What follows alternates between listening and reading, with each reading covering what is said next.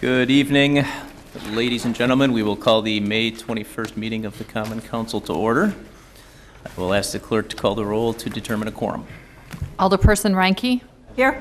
Rote. Here. Sengstack. Excused. Vitale. Here. Weigel. Here. Barzak. Here. Chapletsky. Here. Lysick. Here. May. Here. Probst. Here. 9 present, 1 excused. We have a quorum. Alderman Reinke will lead us in the Pledge of Allegiance.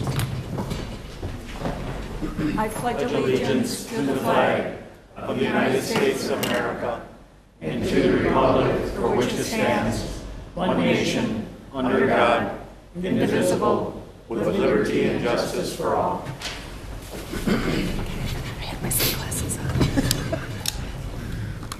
We have 2 items before us for public hearing this evening. We are going to take items 1 and 2 together. Mr. Stiebel. Clerk, do we I'm sorry. notices together? Yes, good idea.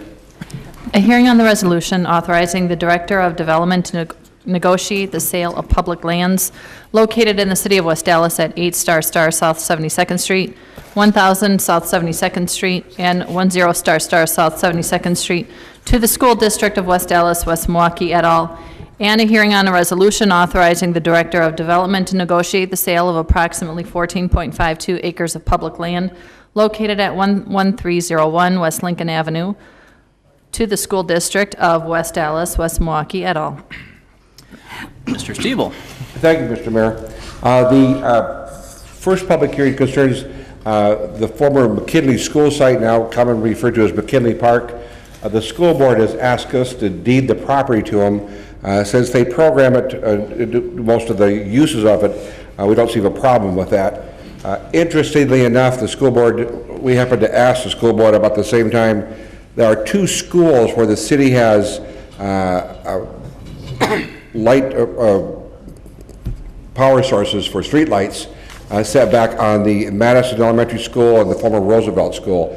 And the city, or the school board, has graciously volunteered to deed or to grant us an easement to get access to both those should those street lights go out. And then also, as part of our discussions, the city owns this lot immediately on Highway 1 or South 70th Street, immediately across the way from the park. We're going to be developing that as an office complex for Cardinal Capital, and we're encouraging them to build the building to 2 stories. They only need 1 story, so they're going to build the footings and foundations to accommodate 2. If they should build that 2nd floor in the future, then they're going to need some additional parking. As you can see here, the school board hardly uses any of this land that they own for parking, and they will grant an easement for 10 parking spaces along, or a row of parking spaces along that side.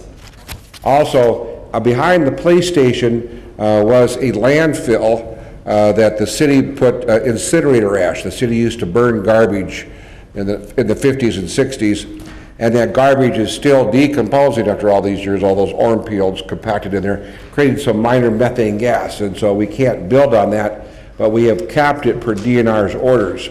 So this area here that you can see is all a cap area.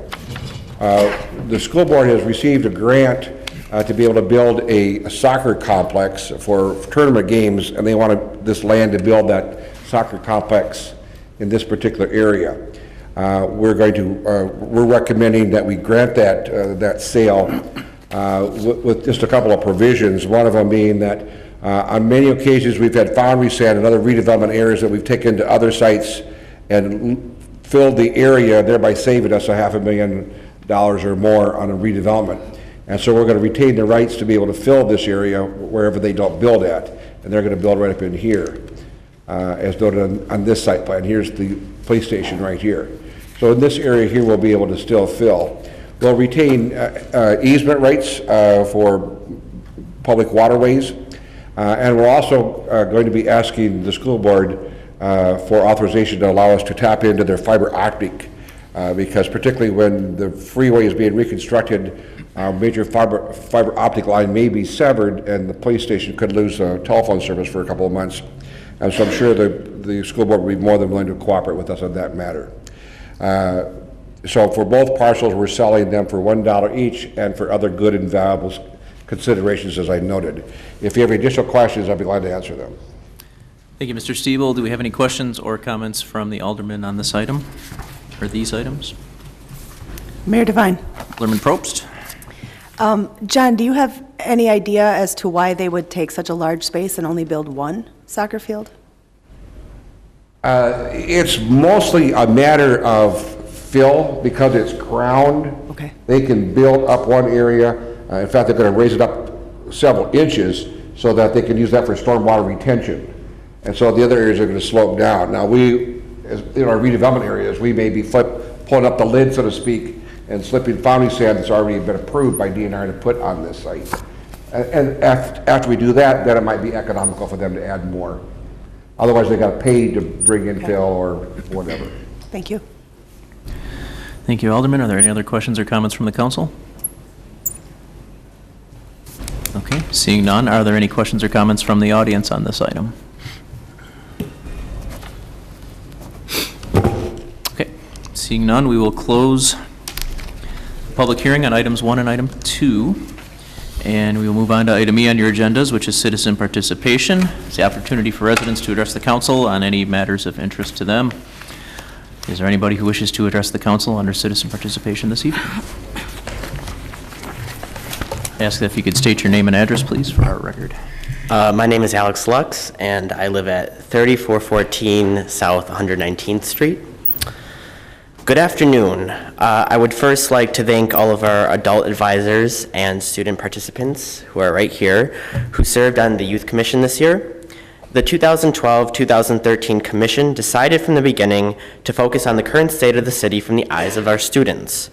The report took the format of an answer to the question which most pertained to our future role in this community. The question was, if under ideal settings, would you move back to West Dallas after college? In a minute, I will introduce my colleague Brian, who will deliver the report as approved by the Commission. I would like to remind the Council and all viewers that while the report reflects our 100% honest opinions, we acknowledge that no community will ever be perfect. However, being a part of a proactively engaged community of forward thinkers is the optimum way to achieving the best community West Dallas can possibly be. While the report contains various examples which we feel speak to the essence of our message, we hope that what we have contributed in this report will help you to continue work towards goals and high expectations for the future of our city. Without further ado, Brian will now deliver the report which has been provided for all of you on your desks, and thank you for all your attention. Thank you, Mr. Lux.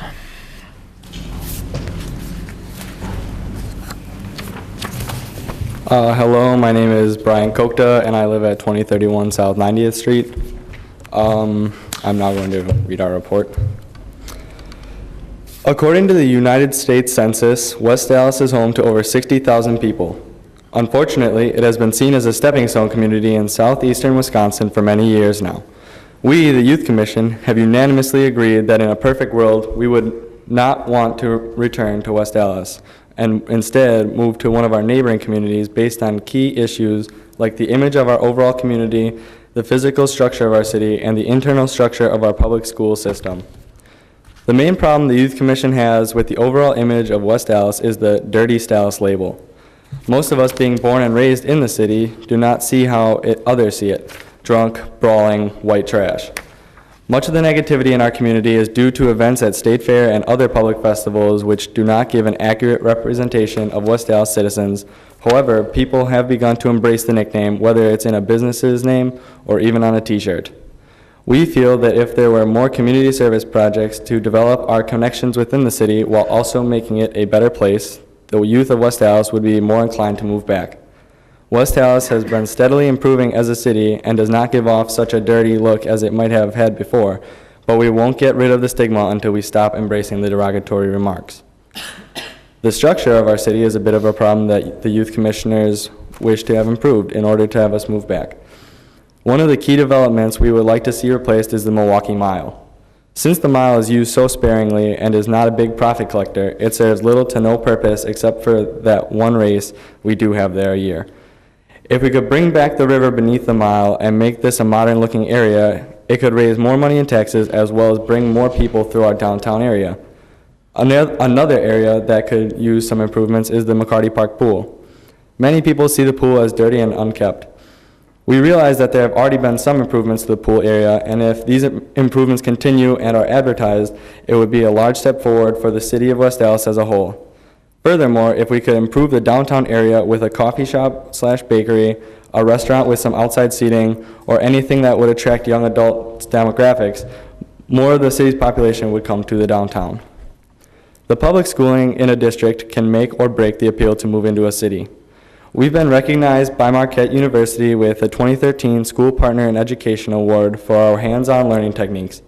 We have also been recognized for having a great music program throughout the district, as well as a grading system that mimics our competitive neighboring communities like Waukesha. One of the very few complaints of the school district is the lack of communication between administration and the student body and families. There are letters that go home every so often to inform people of what is going on in the district, but many of them do not make it to the actual households. If we could find a more efficient way of getting the message to the parents, we would have a better informed population. Since the students are the ones being subjected to the new policies, the Youth Commission feels that either school-wide assemblies or individual teachers talking about the circumstances of the schools would be very effective, so that nobody is misinformed about the policies. On a high school level, there is a great deal of east versus west tension surrounding the two high schools, Hale and Central. We feel that we could better our community if there were activities introduced that encourages inter-school relations to flourish, such as a dance for both schools at one location. For most of us, West Dallas has been the only place we've called home for our entire lives. While we're away at college, we hope that some of these changes occur so we can return and help move West Dallas into the dynamic community we know it can be. Overall, one of the key flaws of West Dallas is communication throughout all the different municipalities. If we can get people in different departments of the city talking, we can get our city on track to being a great community. Thank you. Thank you, Mr. Kokta, and thank you to the members of the commission. I know you guys put a lot of hours in on this and came together very nicely for the end of the year, so thank you very much. Do we have any other residents that wish to participate under citizen participation this evening? Okay. Seeing none, we will close citizen participation and move on to item F on your agendas. Our standing committees will be meeting during recess. Those room numbers are on page 2 on your agendas. We'll move on to item G, the mayor's report. I want to start by thanking the West Dallas Fire Department for putting on another successful open house this past weekend, opening up to the community, and also to the department as well as the Professional Firefighters Association for putting on a very successful benefit also this past weekend, which benefited the families of the victims of recent fires in our city. I'm going to defer my third one to Alderman May, but I do want to encourage our residents and business owners to pay serious attention to the DOT proposals on the I-94 corridor project. And lastly, I just want to put out a reminder that coming up on June 3rd is West Dallas a la carte. That will be from noon to 6 in downtown West Dallas. Second? Why did I have June 3rd? Thanks. I'm glad you're here. Let's make that June 2nd from noon to 6. Don't go there on Monday. There won't be much happening. It'll be family fun, good festival. There'll be a lot of bands, a lot of food, and hope you can stop by for at least some portion of that event. That concludes the mayor's report this evening. We will now move on to item H, alderperson's reports. Mr. Mayor? Alderman Weigel. If I could, I just wanted to touch real briefly.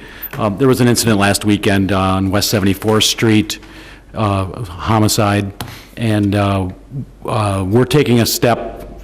We've tentatively scheduled a neighborhood meeting for essentially citizens in the 6th Ward, the neighborhood around there, so it's north of Greenfield from 77th to 70th Street, but of course it'll be open to the public. We have not confirmed the date, but it'll be here at City Hall next Wednesday or Thursday, a neighborhood meeting at 7 p.m. When we have the date confirmed and have all the parties we need lined up, we'll have it up on the city's website, and we will also flyer the neighborhood over there. Again, so it'll either be Wednesday or Thursday of next week, 7 p.m. That's the 29th or the 30th of May here at City Hall, the neighborhood meeting regarding the incident on South 74th Street. Thank you. Thank you, Alderman Weigel. Do you have any other alderpersons' reports? Mayor Devine? Alderman Barzak. One of the shining jewels in the city of West Allis is, I believe, is our Little League facility. Anybody that's been brought up and played Little League will find that we have some of the finest Little League diamonds in the area. However, there's always, at Reservoir Park, there's always been some talk and wondering why one of the fields is named Barzak Field.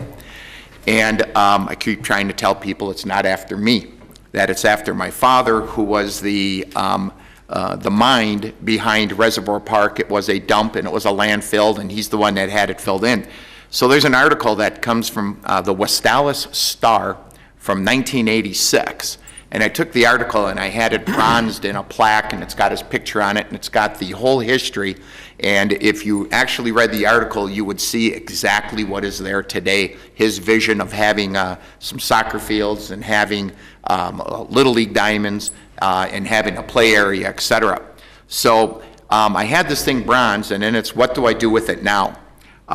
So I went to people of Public Works, and with the help of Tom Clayfish, Dwight Church, Steve Hauser, Doug Bartell, and of course Dave, they made a nice encasement, and they put this plaque up as it overlooks Barzak Field. And so anybody that would from here on out have any question of how it got its name, it would be there. And I just can't thank the people at Public Works enough how they built this enclosure. It's the same type of enclosure that you'll see over by the water tower. They got about 4 of them over there. And I just wanted to give a shout out, and I wanted to thank the people involved that put that up, because it really means a lot to me, and I think it's going to mean a lot to the people that come up through the Little League organization to really see how the actual fields got their name. Thank you. Thank you, Alderman Barzak. Mayor Devine? Alderman Rote. As you know, and I've been talking about, I have 2 trolleys scheduled for our veterans this coming Memorial Day, May 27th.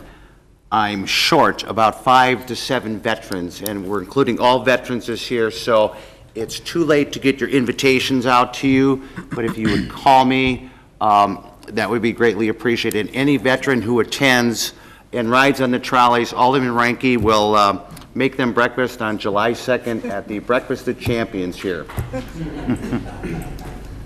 Thank you. Thank you, Alderman Rote. Then I won't eat it. Mayor Devine? Alderman Reinke. What's on the menu?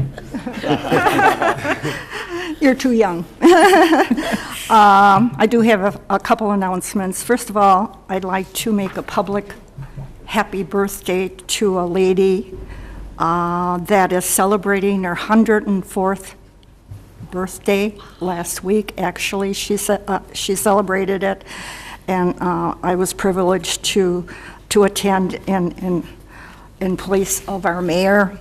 As I understand, when she was 100, the mayor got invited and gave her a proclamation. Well, this time I got invited, so she's still with us and going strong. Lovely lady, and still a sparkle in her eyes.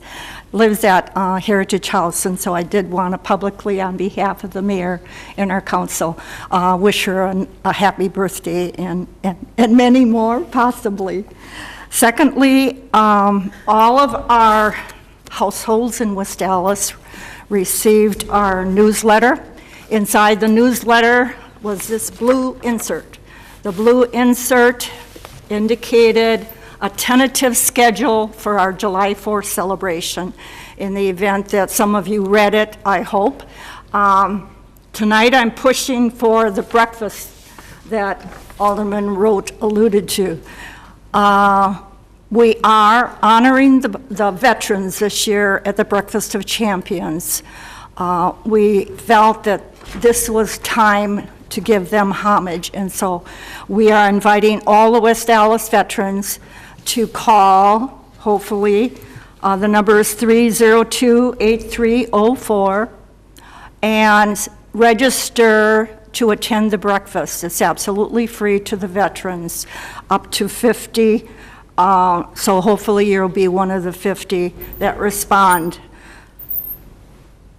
Also, there's a contest. there's a contest again this year that I'm hoping that you'll be tested, but please look at the contest and see possibly if you know some of the answers or all of the answers, and submit this form in a box. There's a box in the clerk's office. Please submit the form into the box after you filled it out, and hopefully you'll win a free breakfast yourself and a gift card. So I'm hoping that all of you look at the contest, and if you know of a veteran, please tell them to register the number is in the flyer. Thirdly, Memorial Day is coming very soon, as Alderman Roth has alluded to. And this year, as in other years, we are honoring our veterans on the 9th floor. We have extra monies from the Christmas Fund, where you people donated monies towards the veterans' gifts. We didn't need the money necessarily for all the gifts, so we had some left over, and so in response, we will be taking packets and delivering them on Sunday to the veterans on the 9th floor at the VA. In the packet will be a number of coupon books where they can purchase gifts that they need, food, clothing, whatever they need on site. Also, there are pictures that have been colored, letters written by our children in the school program, SAFE, I guess it's called. And so I have to thank the children that have colored these pictures and wrote a little something to our veteran. This is from Ben. He's 6 years old. He says, he thanks you. I thank you for protecting me, he said.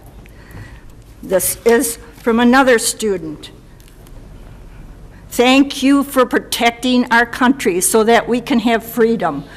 I am 8 years old. How old are you? Your friend Maddox. Look on the back, he says, and he's from Hoover Elementary SAFE program. Also, this one is thank you for keeping us safe. And this is from a little girl named Lauren. So they appreciate these pictures very much because we've spoken to these veterans and they have indicated that they're so pleased getting these pictures and a little gift from all of us in West Allis. So there are pluses in West Allis too. And I guess that is something that we should remember. We have to pay homage to our veterans and our fallen heroes on Memorial Day because they have paid the ultimate price for our freedom. Thank you. Thank you very much. Any other alderpersons' reports this evening? Mayor Devine. Alderman May. First, I want to thank the fire department, the employees of the fire department, the men in the boots, who put on a good fundraiser this past weekend. I saw Alderman Reinke there as well. Fundraiser for the families of the recent fire victims, and it was a packed house, and it was a great time. And then the following day, my wife was kind of joking, this was the fire department weekend, there was an open house, and Flight for Life flew in, and they had different fire extinguishers to put out pretend fires for the kids. It was a great time. So I want to thank the fire department and all the employees therein for two great events this weekend. Also, a quick commendation. Swiss Turner Gymnastics, located here in West Allis, they have multiple levels of teams, and they compete nationally once they get into the upper levels. And the Swiss Turner's Gymnastics Level 10 men's team, so that's like the top that they've got, competed in the Junior Olympics against hundreds of teams, and they won first place, and they're living right here in the midst of us here in West Allis. So congratulations to Swiss Turner and the men who competed in the Level 10 competition.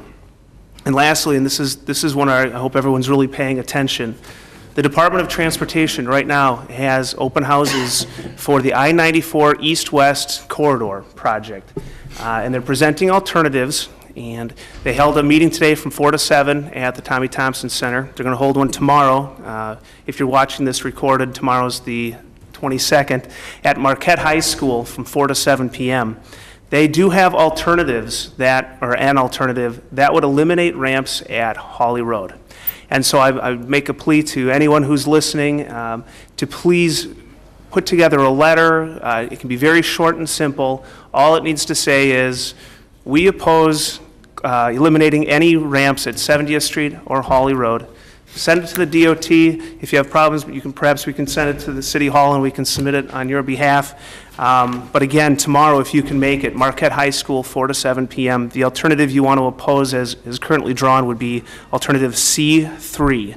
Now, DOT is hoping to get a lot of input on this, and they certainly welcome your input as well. From what I understand, what they plan to do after this step is pick one alternative, bring it to the feds, get approval on it, and that'll be the chosen and preferred alternative. So the window of opportunity to get this letter in is short. Do it within the next month if you can. If you have any questions, feel free to call the mayor's office. I guess I'll put that on you. Is that all right? Mm-hmm. Perfect. Thank you. All right. Any other alderpersons' reports this evening? Mayor Devine. Alderman Lysick. I understand there are some modifications to tonight's agenda. Yes, agenda items number 22, 27, 28, and 30 should be joint referrals to the Safety and Development Committee and the Public Works Committee. With that, I would move for approval of the agenda as amended. Second. There's a motion with a second by Alderman Reinke. Is there any discussion? All in favor? Aye. All opposed? Motion carries. Mayor Devine. Alderman Lysick. I move for approval of the minutes of the Common Council regular meeting of May 7th, 2013. Second. There's a motion with a second by Alderman May. Is there any discussion? Seeing none, all in favor? Aye. All opposed? Motion carries. Item J, I'll ask for a motion to place item 3 on file and refer items 4 through 7 to the city attorney. So moved. Second. Motion by Alderman Probst, second by Alderman Weigel. Is there any discussion? Seeing none, all in favor? Aye. All opposed? Motion carries. Item K on your agenda, standing committee reports, we have none. Which moves Mayor us to Devine. item L, Alderman Lysick. I move that the council stand in recess until conclusion of the committee meetings. Second. There's a motion with a second by Alderman Reinke. Is there any discussion? All in favor? Aye. All opposed? We are in recess.